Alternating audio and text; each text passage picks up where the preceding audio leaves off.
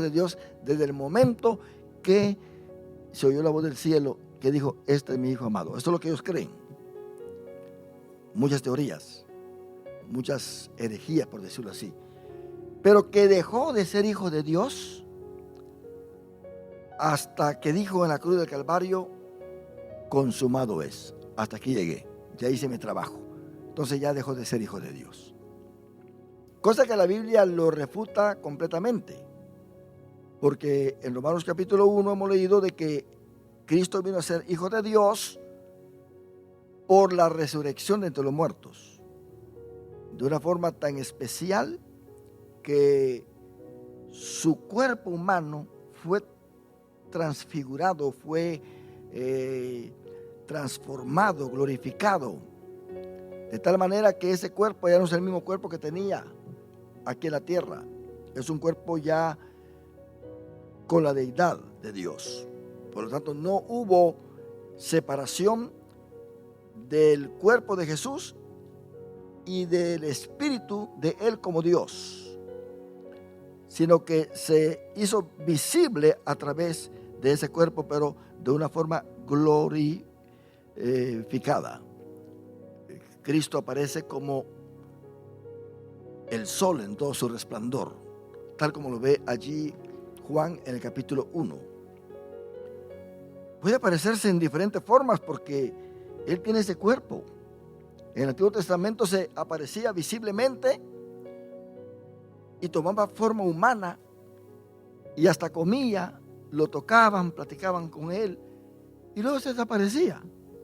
Él puede haber venido así en el tiempo que se cumple para su llegada a la tierra como el Mesías, pero prefirió encarnarse. Por eso nació de una mujer, no Él como Dios, sino el cuerpo. Ahí es donde los católicos se confunden. Decíamos el viernes pasado que decían que María es la madre de Dios, pero eso hay que interpretarlo muy bien. El cuerpo que Jesús tiene ahora no lo proveyó María. Es un cuerpo muy diferente al cuerpo humano. María proveyó el cuerpo humano y ese cuerpo fue el que Cristo tenía cuando andaba en esta tierra. Así que María viene a ser la madre de Jesús porque Él es humano, nació de ella, pero después de la resurrección, o sea, ese cuerpo muere en la cruz, muere, termina. Hasta ahí llegó el hijo de María, terminó. Pero luego viene y toma el cuerpo glorificado para estar con esa deidad. Lo mismo pasa con nosotros. Tenemos nuestra madre, nuestros padres, hijo de, ¿verdad? Pero cuando nosotros resucitemos, que Cristo venga por su iglesia y resucitemos con un cuerpo glorificado, ahí se terminó todo. Ya no vamos a decir, ella es mi madre, él es mi padre, nada de eso. Se terminó todo allí. No se puede reclamar ya nada. Ahora somos totalmente de Cristo. Dice la Biblia que seremos tal como Él es. Esa es la esperanza. Entonces, ahí los católicos se confunden, porque piensan que todavía el que está sentado en el trono es hijo de María. Y que María está al lado. Porque como la Biblia no dice que María se murió, de muchos dice que, a ver si de la mayoría de los apóstoles dice la Biblia cómo ellos murieron y si se murieron o no. Dice, como la Biblia dice que no se murió, fue llevada al cielo. Ella no experimentó muerte y está sentada a la diestra de Cristo. Y Cristo a la diestra del Padre. De tal manera que le dicen a María, ruega por nosotros. ¿A quién le ruega? A Jesús, para que Jesús le ruegue al Padre. Una teología completamente equivocada. Por esa razón, hermano, usted tiene que estar preparado y preparada para defender el Evangelio. Que cuando le digan a usted, mire, es que María es la madre de Dios, usted tenga respuesta y decirle, mira, yo te voy a explicar cómo está esto. para que ellos entiendan, porque ellos están en ignorancia. Hay un problema serio ahí.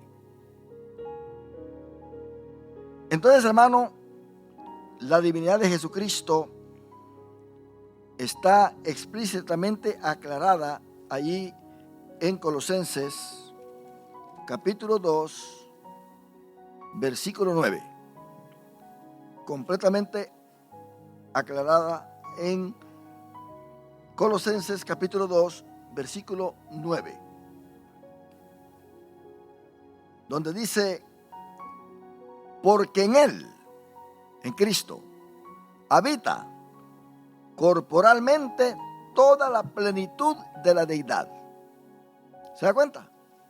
Porque en Él habita corporalmente. ¿Qué quiere decir la palabra corporal? De una forma física, tangible. Quiere decir, ese cuerpo glorificado que Él llevó, recibió deidad. Cuando Pablo dice que está sentado a la diestra del Padre, quiere decir que el Padre lo aceptó con ese cuerpo.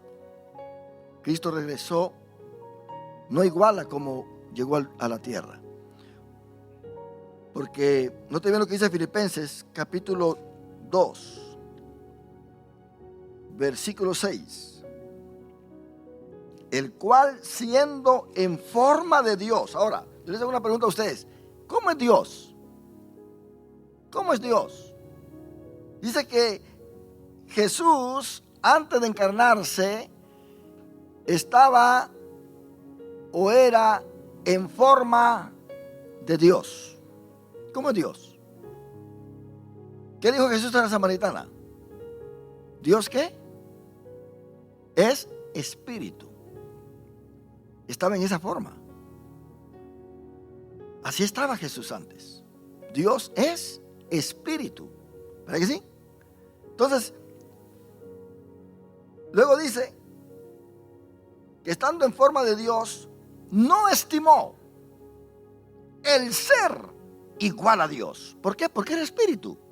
El Padre es espíritu, el Hijo es espíritu y el Espíritu Santo es espíritu. Ahí no había nada tangible como cosa a que aferrarse. Diciendo, no, yo no voy a cambiar mi forma de ser, yo me quiero quedar espíritu todo el tiempo. Jesús no se aferró a eso. Dice que no estimó el ser igual a Dios como cosa que aferrarse, sino que se despojó a sí mismo, dando a entender, prefirió meterse en un terreno humano para estar con los humanos, tomando forma de siervo. Note bien, teniendo forma de Dios, ahora llega a otra forma. ¿Qué forma es? Forma de siervo, forma humana. ¿Hecho qué? Semejante a los hombres. Entonces, esta es la transición de Jesús del cielo a la tierra. Pero cuando va de regreso, Jesús sabe muy bien que las cosas no van a ser igual. Por eso Él decía, mi Padre mayor es que yo. O sea, Él como Dios es Dios. Pero decía, mi Padre mayor es que yo. ¿Por qué? Porque el Padre no tenía el cuerpo que tenía. Ese cuerpo todavía no estaba glorificado, aunque era perfecto y santo. Por eso su Padre era mayor que Él, porque Él estaba en ese cuerpo que se cansaba, que tenía hambre, ese cuerpo que sufría. Eso no estaba pasando con el Padre, por eso era que Él dijo que su Padre era mayor que Él. Y ahí en San Juan capítulo 17, usted va a encontrar que Jesús estaba un poco preocupado. En esta oración, Jesús tiene una cierta preocupación, porque se la dirige al Padre, de tal manera que Él le dice de esta manera, Padre, a partir del versículo 1, Padre, la hora ha llegado. Glorifica a tu Hijo, para que también tu Hijo te glorifique a ti, como le has dado potestad sobre toda carne, para que dé vida eterna a todos los que le diste. Y esta es la vida eterna, que te conozcan a ti, el único Dios y verdadero, y a Jesucristo, a quien has enviado. Note bien, la vida eterna no solamente ahora, no está solamente en el Padre, está en los dos. Se tiene que reconocer a los dos, al Padre y al Hijo. Luego dice: yo te he glorificado en la tierra, he acabado la obra que me diste que hiciese. Póngale mucha atención al versículo 5. Dice: ahora pues, Padre, glorifícame tú al lado tuyo. Se estaba refiriendo al cuerpo que él iba a llevar. Glorifícame tú al lado tuyo con aquella gloria que tuve contigo antes que el mundo fuese. Antes de que yo me encarnara, antes de que fuera así como soy. Acéptame. Recíbeme. Él estaba diciendo que este cuerpo no vaya a impedir que no esté en esa deidad. ¿Y qué sucede? El Padre entonces lo recibe completamente, porque Cristo entonces viene a ser la plenitud de Dios. Quiere decir que sometió sobre él todas las cosas, lo aceptó, lo sentó a su diestra y ahora tiene un cuerpo glorificado. Eres Dios. Este cuerpo sirve para que Él venga a reinar a esta tierra por 1000 años. Estar aquí reinando, y esto entonces viene a traer a nosotros, hermano, ese conocimiento de que Jesús es Dios. ¿Verdad que sí? Jesús es Dios, porque antes de encarnarse estaba en espíritu, siendo Dios, pero se encarna, viene a ser hijo de María en la carne, pero cuando ya resucita deja de ser hijo de María y viene a ser hijo de Dios. Ya leímos ese pasaje en Romanos capítulo 1. ¿Lo queremos recordar? Leámoslo de nuevo para que esto quede grabado en nuestro corazón. Dice: Pablo, siervo de Jesucristo, llamado a ser apóstol, apartado para el evangelio de Dios, que él había prometido antes por sus profetas en las Santas Escrituras, acerca de su Hijo, nuestro Señor Jesucristo, que era del linaje de David, según la carne. Pablo no niega que viene del linaje de David, según la carne, como un humano. Pero oiga bien lo que dice el versículo 4, que fue declarado Hijo de Dios con poder, según el Espíritu de Santidad, por la resurrección de entre los muertos. Entonces, viene a ser hijo de Dios por la resurrección de entre los muertos, porque ahora resucita con un cuerpo glorificado. Cristo es Dios, a Él se le adora. Ahora, esto es lo que vamos a ver aquí en Apocalipsis. Pensemos nosotros que el viernes pasado dimos algunas citas sobre 1:6 de Apocalipsis, donde se dice: a Él sea la gloria y el imperio por los siglos de los siglos. Y luego en el capítulo 5, versículo 12 dice: el cordero que fue inmolado es digno de tomar el poder, la honra, la gloria y la alabanza. ¿Acaso no dice Dios en Isaías, a ningún otro daré mi gloria? Pero aquí Cristo tiene gloria, tiene poder, tiene honra, se le da la alabanza. Esto es muy esencial. A Él se le puede reconocer y adorar como Dios en el estado en que está. Quiere decir que su estado físico glorificado no lo minimiza en lo que es su esencia. Luego dice el capítulo 5, versículo 13: y a todo lo criado que está en el cielo y sobre la tierra y debajo de la tierra y en el mar y en todas las cosas que en ellos hay, oí decir: al que está sentado en el trono y al Cordero sea la alabanza, la honra, la gloria y el poder por los siglos de los siglos. Noten bien que aquí se da la gloria a los dos. ¿Quién es el que está sentado en el trono? El Padre. ¿Verdad que sí? ¿Y quién es el Cordero? Jesucristo. Dice entonces que al que está sentado en el trono y al Cordero se le da ¿qué? La honra, o sea, la alabanza, la honra, la gloria, el poder por los siglos de los siglos. Por eso los testigos de Jehová están completamente errados, porque ellos no le dan la honra a Cristo como Dios.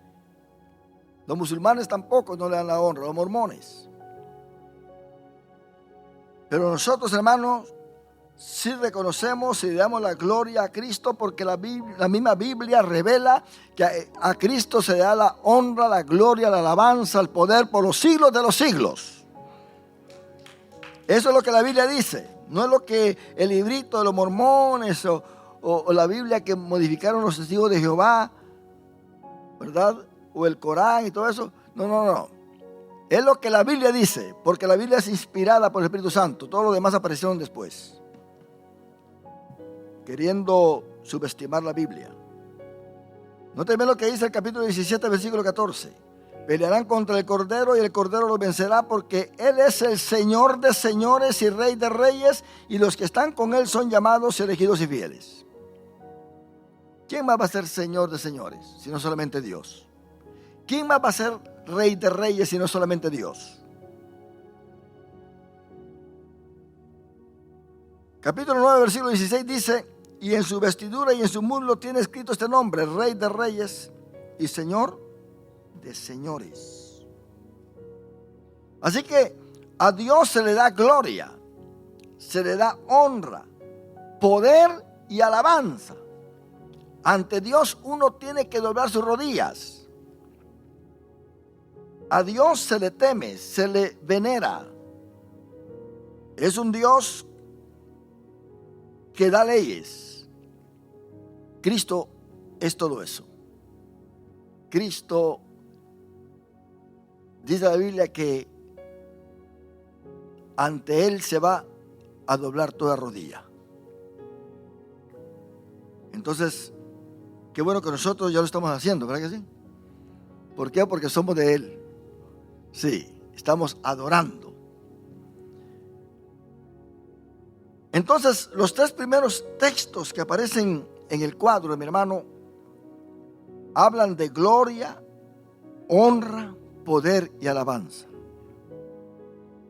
Y con respecto a este término gloria, se halla en el libro de Apocalipsis en paralelismo también cuando se le da la gloria al Padre, cuando se le da la gloria a Dios. Y esto no es invención de la mente humana, eso está en la Biblia, ya está ahí. Dice que a Dios, el que está sentado en el trono, se da la gloria, y también al Cordero. Y ellos son los únicos que pueden recibir la honra, la gloria, el poder y la alabanza. Noten bien que ni los ángeles. Juan quiso adorar a un ángel 2 veces en Apocalipsis, ¿Y qué sucede? El ángel no lo deja. Cuidado, Juanito, no me estés adorando a mí. Ahora adoran no solamente ángeles, aquí la gente que no reconoce a Jesús como Dios, quieren otra ayuda. Es que Jesús no es suficiente. Es que Jesús, posiblemente María nos ayude un poco más. Y si ponemos a todos en la lista, a Pedrito, a Judas, a ¿quién más? Santo Tomás. ¿A quién? San Antonio. Hay que agregar al Cristo de Esquipula, dicen. ¿Verdad? O sea que el hombre, como no tiene fe, quiere agregar y agregar y agregar. Y ahora pues hay que agregar hasta los santos nuevos que han por ahí ya establecido. Qué tremendo, hermano. Entonces, mire lo que dice Apocalipsis 7:12. ¿Qué es lo que dice? Leámoslo, el texto completo. Apocalipsis 7:12. Diciendo amén, la bendición y la gloria y la sabiduría y la acción de gracias y la honra y el poder y la fortaleza sean a nuestro Dios por los siglos de los siglos. Amén. ¿Se da cuenta? Pero mire lo que dice 14:7. 14:7. Diciendo a gran voz: temed a Dios y dadle gloria, porque la hora de su juicio ha llegado. Y adorad a aquel que hizo el cielo y la tierra, el mar y las fuentes de las aguas. Ese es Dios en toda su unidad. La pregunta que les hago es: ¿está Cristo ahí incluido? ¿Qué dice usted? Claro que sí, está incluido. 19, 6 y 7. ¿Qué dice?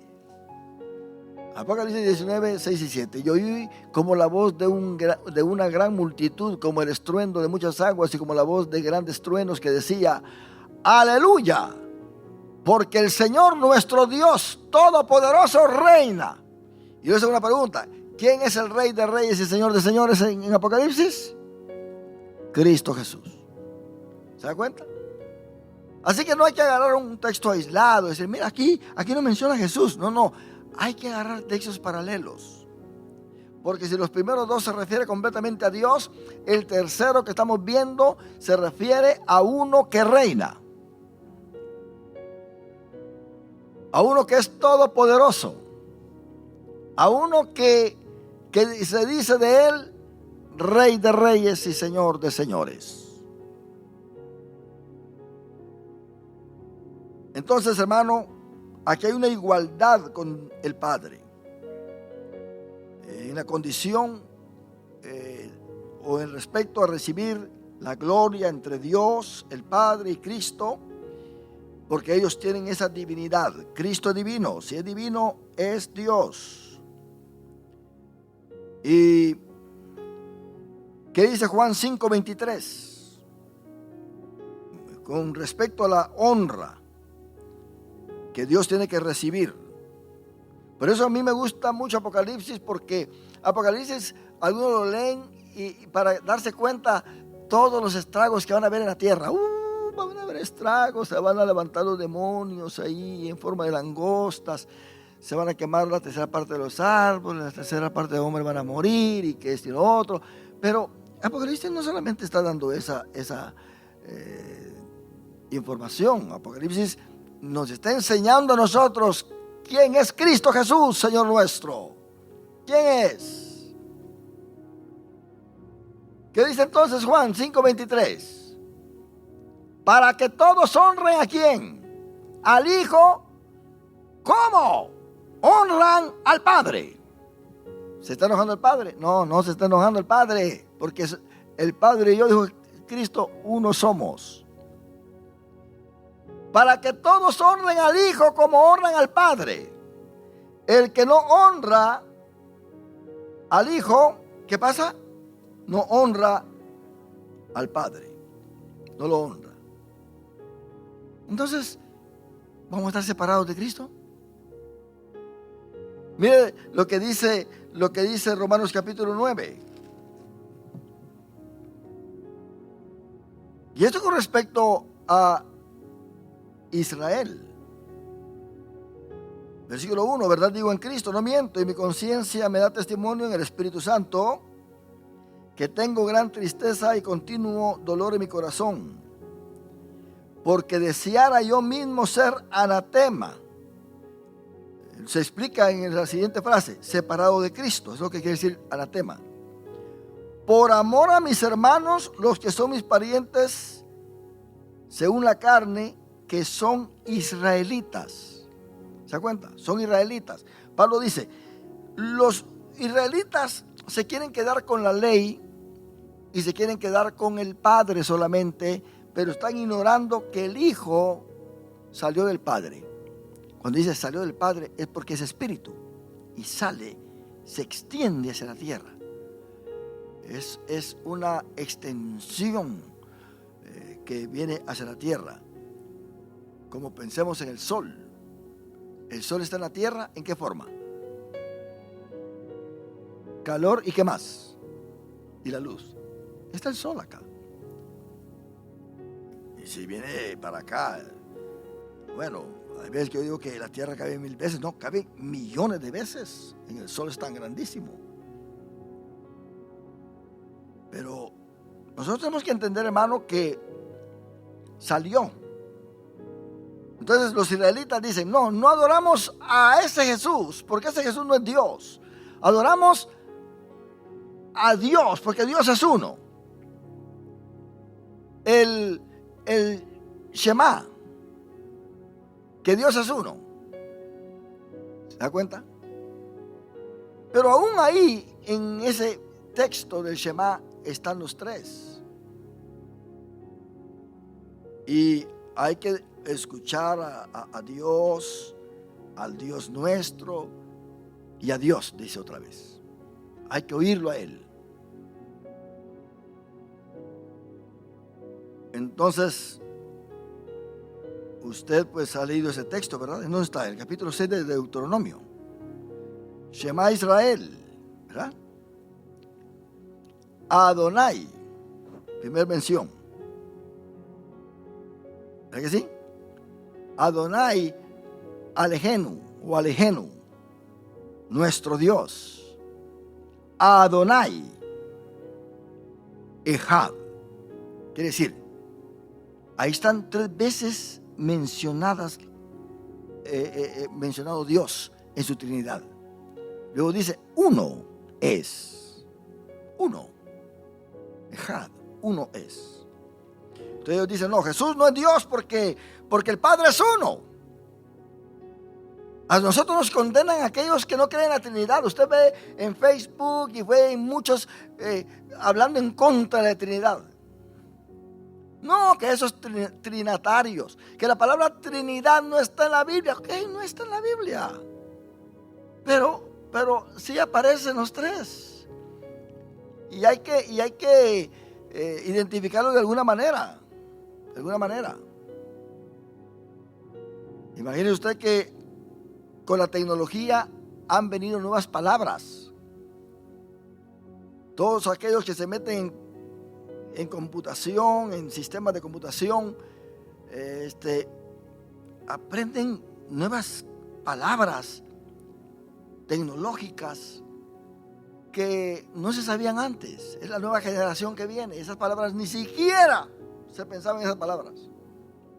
Pero la tecnología ha traído nuevas palabras. Lo mismo sucede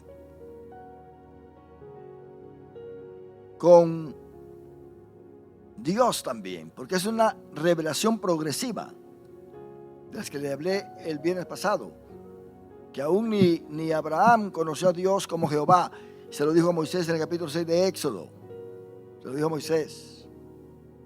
Abraham nunca me le manifesté o me le revelé como Jehová, sino como el Shaddai, el Dios omnipotente. Pero a ti te me estoy revelando como Jehová. Y luego la revelación de esa teología progresiva vino a culminar con Cristo. ¿Qué hizo Cristo? Vino a revelar al Padre al hombre, estando Dios presente en esta tierra. Dice Colosenses que hizo a Dios visible, lo hizo visible. El Kabbalah o el Kabbalah son 10 puntos que los judíos tienen para conocer a Dios. Dicen que fuera de estos 10 puntos no se puede conocer a Dios, para nada.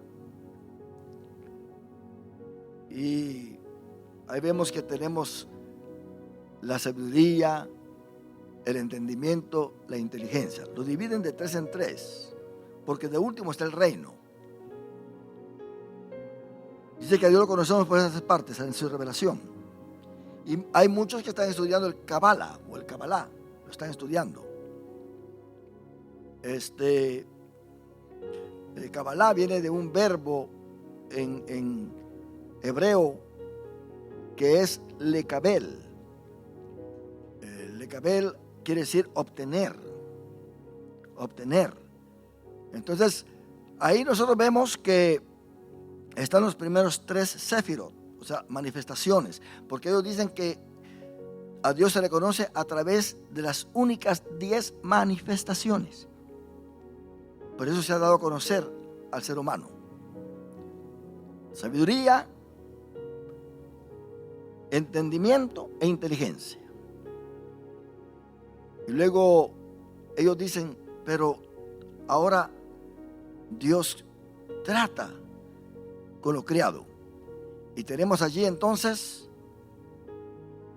el amor.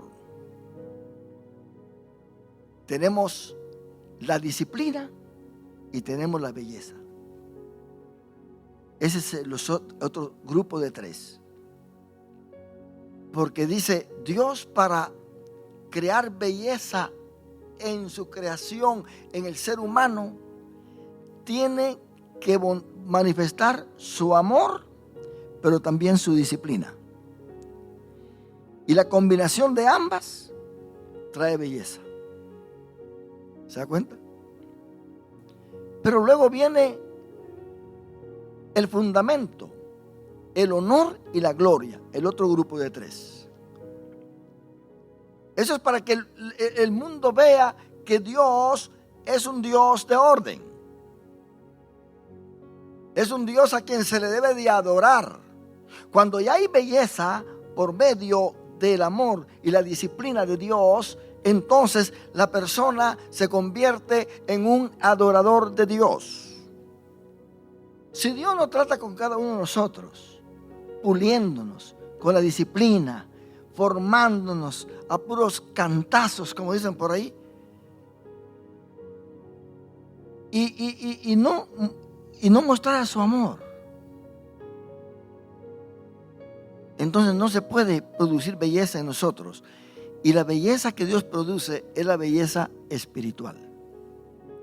Una persona refleja el trabajo de Dios en su vida cuando tiene una sonrisa tan honesta y tan amigable y llena de amor, cuando te saluda con el amor de Dios, cuando está a tu lado para ayudarte, no porque tiene que hacerlo, sino porque realmente quiere darte la mano como un buen amigo para ti. Está mostrando belleza. La persona se conoce muy bien cuando no tiene belleza, cuando odia, cuando tiene resentimiento, cuando discrimina, cuando dice a este no, a aquel sí, a aquel no lo saludo. Se nota muy bien que Dios, porque Él no se lo ha permitido, no ha estado trabajando en su vida. No se ha dejado moldear por Dios, haciendo que Dios incluya en su vida su amor y su disciplina. Quiere solamente el amor de Dios, pero no la disciplina. Entonces, cuando se incluyen las 2 cosas, se produce belleza. Por eso es que a las vestiduras de los sacerdotes se llamaban vestiduras de santidad y vestiduras de hermosura.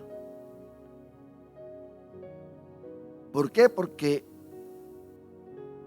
recibían honores. Pensemos en la vestidura de los primogénitos. A la vestidura del primogénito era una vestidura tan especial como la vestidura que tenía Esaú, que se le llamaba vestidura de hermosura, y que más tarde Raquel se la pone a Jacob, porque Esaú perdió su primogenitura. Vestidura de hermosura, porque esa es la hermosura que Dios produce en nosotros cuando nos metemos en la Biblia, cuando nos metemos en la comunión con nuestros hermanos, cuando nos metemos en la oración, cuando pensamos en Dios en los momentos libres del día, que en vez de estar pensando cosas nefandas, cosas que nos contaminan, estamos pensando en Dios. En aquel momento que podemos nosotros tener libre y podemos tener placer en algo, irnos a oír un mensaje, irnos a oír himnos en vez de contaminarnos con las cosas del mundo. Quiere decir, nos estamos separando,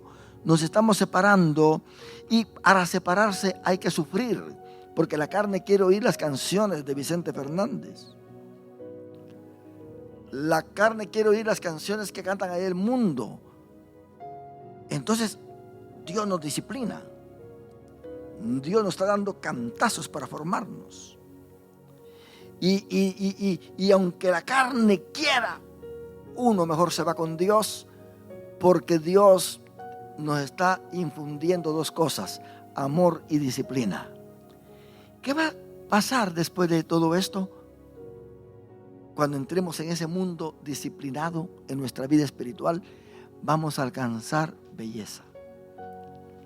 Vamos a cargar vestiduras de hermosura. Usted sabe que cuando salía la familia e iba caminando por esas calles, en el caso de Jacob, que tenía 10 hijos, bueno, lo voy a poner de ejemplo. ¿Sabe que el primogénito se distinguía entre todos? El primogénito número 1 iba con su vestidura que lo identificaba como primogénito, quien iba a recibir la heredad del padre 2 veces,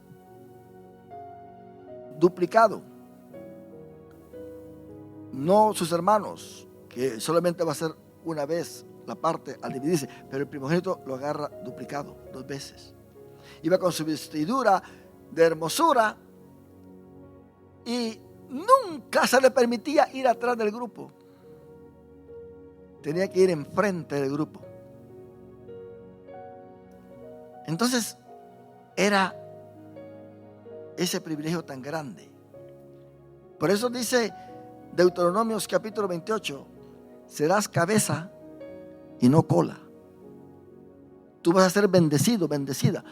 Van a venir a ti la gente a pedirte prestado, pero tú jamás irás a ellos. Mire qué bendición tan grande. Cuando la hermosura de Dios se manifiesta, mi amado hermano, déjeme decirle que Dios da privilegios grandes, nos da privilegios de primogenitura a nosotros. Por eso venimos a ser hermanos de Cristo Jesús, porque somos coherederos juntamente con Él. Y por último está el reino, ya el milenio. Dicen los judíos, este es el Kabbalah. Pero déjeme decirle, nosotros ya no necesitamos estudiar el Kabbalah, ni las 10 Sefirot o manifestaciones. En Cristo se ha congregado todo. En Cristo se ha emergido todo.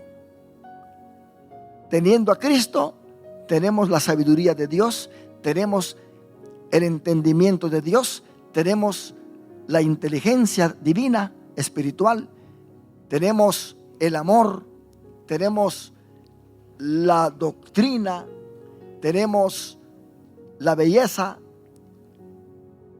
disfrutamos de la honra, de ese fundamento, disfrutamos de esa gloria de Dios y ante todo reinaremos juntamente con Él. En Cristo lo tenemos todo. ¿Por qué usted va a ir allá a la librería cristiana de esas que, bueno, yo no sé si hay unas librerías cristianas evangélicas que vendan esos libros, pero de verdad no lo deberían de estar vendiendo esos libros? Pero hay librerías seculares, religiosas, donde usted puede ir a comprar el Kabbalah o el Kabbalah. O dice, bueno, pues voy a estudiar. Usted va a una sinagoga de los judíos, dice por ahí, venga que hágase parte del estudio del Kabbalah. Y ahí van muchos a estudiar el Kabbalah porque quieren conocer a Dios. Pero nosotros ya no necesitamos hacer eso, porque ya conocemos a Dios a través de Cristo Jesús. ¿Por qué el judío siempre estudia el Kabbalah? Porque no quiere aceptar a Cristo. Ahora, el Kabbalah se ha corrompido tremendamente, que los astrólogos ahora venden libros. Cuidado, no, yo no le recomiendo que compre un libro de eso porque se le puede encaramar un demonio. Libros ahora ya lo han puesto en el lado oscuro, en el lado de las tinieblas. Mucha gente está estudiando todos esos misterios que ahora tienen que ver con demonios. Mire cómo el diablo agarra las cosas que tienen que ver con Dios para adueñarse de todo eso. Qué terrible eso. Pero nosotros tenemos ya a Cristo revelado, hermano, porque Cristo es Dios. Note bien el privilegio de lo que dijo Jesús. Mi Padre y yo vendremos y moraremos en Él, hablando de aquel que cree. No dice solamente mi Padre. Mi Padre y yo vendremos y moraremos con Él. Pero pensemos en Romanos, capítulo 8, versículo 9. Muchos ahora critican al apóstol Pablo, que dice que el apóstol Pablo tiene una teología inventada. Una teología que más bien es compuesta de mitos, especialmente mitos de los dioses griegos. Ellos quieren deshacerse de todo esto, hermano. Yo no sé, esta gente, ¿qué es lo que va a pasar con esta gente? Digo yo, ¿qué va a suceder? ¿Qué va a suceder? Ya lo sabemos, ¿verdad que sí? Si no aceptan a Cristo, pues se van a perder para siempre. Dice, mas vosotros no vivís. Nos está hablando a nosotros. Mas vosotros no vivís según la carne, sino según el Espíritu. Número 1. Esto de entender, hermano, que cuando se dice Espíritu, se está hablando incluyendo la Trinidad. Cuando aparece usualmente la palabra Espíritu, hay que leer bien el contexto porque muchas veces no se está hablando del Espíritu Santo, se está hablando de los tres, Padre, Hijo y Espíritu Santo. Sino según el Espíritu, según Dios en su totalidad. Y ahora viene entonces las tres divisiones que identifican el Espíritu. Dice, si es, número 1, que el Espíritu de Dios. ¿Cuál es el Espíritu de Dios? En la lexicología del apóstol Pablo hay que conocerla bien. Para Pablo, el Padre es Dios y Padre de nuestro Señor Jesucristo. Espíritu de Dios se refiere en su máximo a Dios, el Padre. Espíritu Santo es el Espíritu Santo. Y el Espíritu de Cristo es Cristo mismo. Hay que entenderlo. Muchos cuando enseñan la doctrina del Espíritu Santo incluyen el Espíritu de Dios y el Espíritu de Cristo, que también el Espíritu Santo se llama Espíritu de Cristo. Eso no es así, yo no sé. Y he escuchado a personas, a hombres que conocen la Biblia de verdad y no agarran esto. Se les escapa. Se les escapa. ¿Cuáles son los nombres del Espíritu Santo? Cuando hablan del Nuevo Testamento, porque note bien que en el Antiguo Testamento al Espíritu Santo se le conocía como el Espíritu de Dios. Y vino sobre el Espíritu de Dios. Pero en el Nuevo Testamento ya Pablo hace la gran diferencia. Que el Espíritu de Dios es el Padre mismo. Que el Espíritu de Cristo es Cristo mismo. Y que el Espíritu Santo es el Espíritu Santo. Leamos esto para que nosotros veamos aquí. Mas vosotros no vivís según la carne, sino según el Espíritu, según Dios. Si es que el Espíritu de Dios mora en vosotros. Vea usted por qué Cristo es Dios y por qué Cristo es divino. Si es que el Espíritu de Dios mora en vosotros, y si alguno no tiene el Espíritu de Cristo, no es de Él. ¿Quién es Él? El Padre. ¿Se da cuenta? Deben entender que nosotros pertenecemos al Padre por medio de nuestro Señor y Salvador Jesucristo. Quiere decir que aquí está el Espíritu de Dios, que es el Padre, y está el Espíritu de Cristo, que es en sí Cristo Jesús. Pero veamos Romanos 9:1. ¿Cómo el apóstol Pablo distingue esto? Esto es algo polémico. Si aquí yo tuviera algunos maestros de teología que enseñan sobre el Espíritu Santo, me estarían refutando todo lo que estoy diciendo ahorita acá. Pero esto hay que entenderlo bien. Dice, verdad digo en Cristo, no miento, y mi conciencia me da testimonio, ¿en qué? En el Espíritu Santo. Así que el Espíritu de Dios, el Espíritu de Cristo y el Espíritu Santo, Pablo hace muy bien la diferencia. Tienen que morar en nosotros. Quiere decir que si estos tres, que son uno, no moran en nosotros, no podemos ser salvos, no somos de Dios. Termino con esto, aclarándoles a ustedes lo que les dije de espíritu, para que no les quede ninguna duda, porque si no, y aún hasta los que me oyen por medio de Facebook, ¿verdad? Que no les quede ninguna duda sobre esto, porque si no se pueden meter en problemas. Veamos nosotros que Lucas anduvo con Pablo y Lucas aprendió el lenguaje de Pablo. Hechos capítulo 2. Versículo 4. Note bien cómo Lucas se expresa aquí. Y fueron todos llenos de ¿qué? Dice ahí del Espíritu de Dios. Dice ahí del Espíritu de Cristo. ¿De qué dice? Del Espíritu Santo. ¿Ok? Note bien que Cristo dijo en cierta ocasión, si un hijo viene a ti a pedirte pan, ¿no le vas a dar qué? Una piedra. ¿Verdad? ¿Cuánto más mi Padre no dará el Espíritu Santo? Cristo mismo lo identificó muy bien. Hagios Neuma, que es el griego, Espíritu Santo. ¿Cuánto más mi Padre no dará el Espíritu Santo a aquel que se lo pida? ¿No ven? ¿Que se lo pida a quién? Al Padre.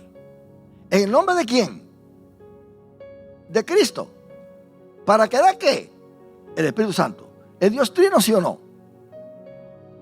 ¿No trabaja Dios en tres diferentes personas? Claro que sí. Dicen los que no son trinitarios. Nosotros creemos en la Trinidad, pero no como creen los trinitarios, esos pentecostales.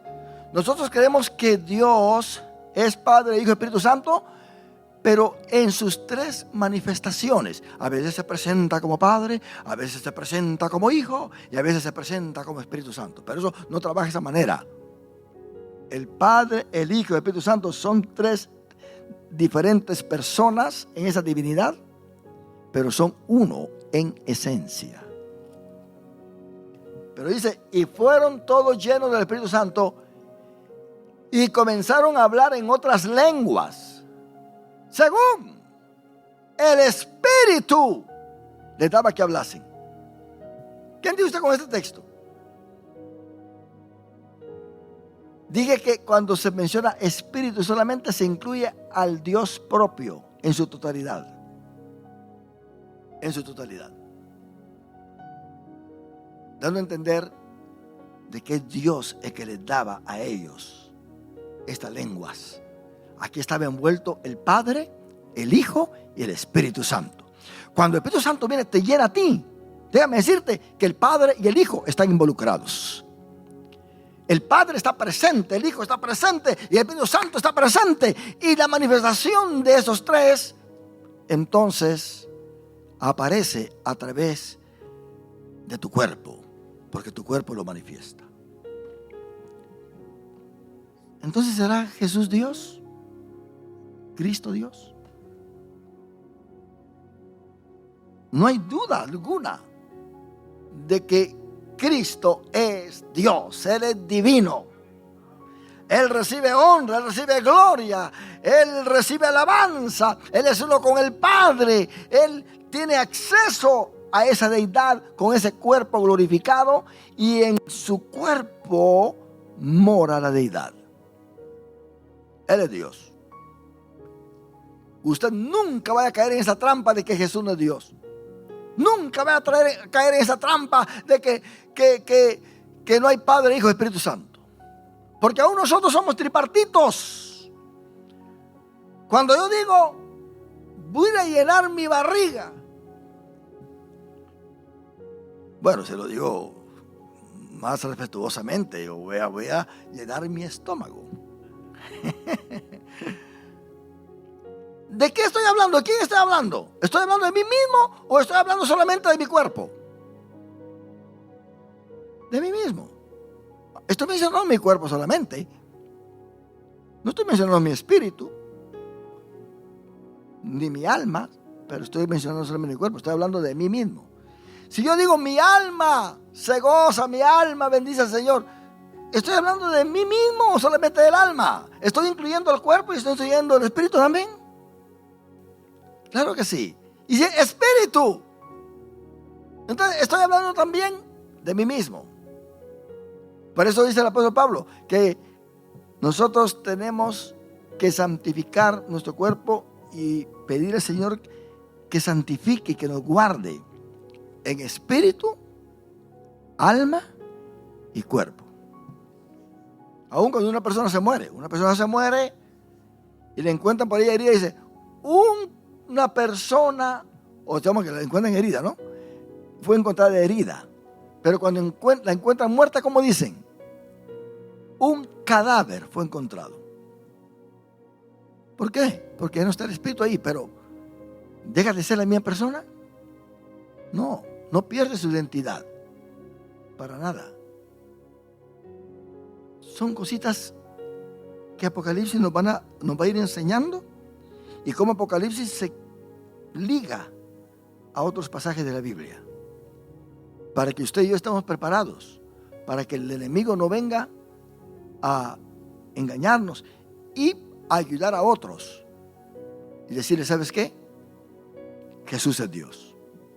Ahora, el nombre de Él ahora no es Jesús en su plenitud, es Señor Jesucristo.